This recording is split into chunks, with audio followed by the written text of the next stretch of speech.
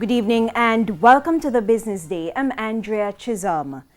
Jamaican Teas is projecting a major increase in exports this year. Chief Executive Officer John Mahfood says the company expects to rake in about $8 million from overseas markets. He explained that demand has increased since the outbreak of COVID-19. Well, most companies suffered because of the COVID-19.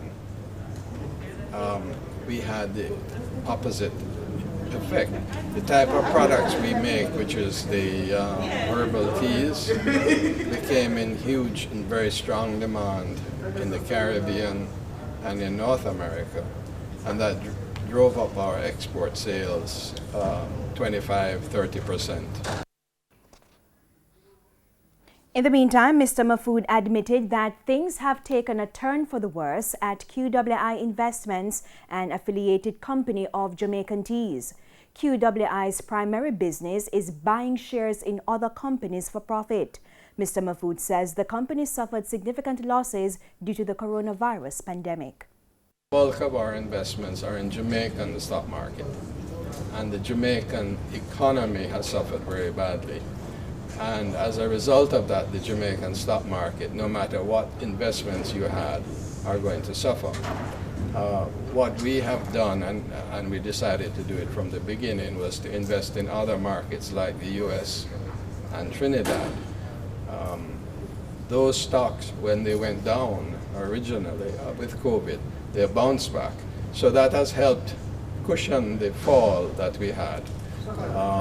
But the Jamaican stocks, it's going to take a while for them to come back, and it's going to follow the economy.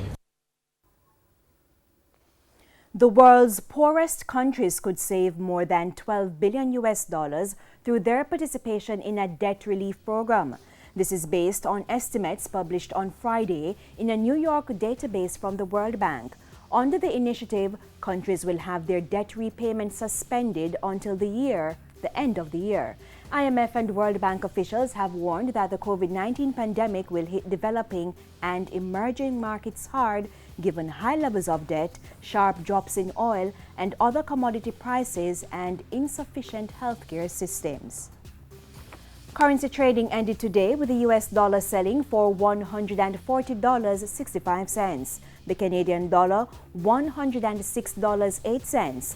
The pound is going for $175.83, while the euro closed at $162.72. The JSE index gained 3,133 points today, while the junior market index lost 21 points. Among the winners, Derrimont Trading 2021 preference shares, Cygnus Credit Investments US dollar shares, Proven Investments US dollar shares, Siboney Group, and Berger Paints. On the losing side were Access Financial Services, Jetcon Corporation, First Rock Capital Holdings, Salada Foods, and Caribbean Cream. And that's it for the Business Day. I'm Andrea Chisholm. Good evening.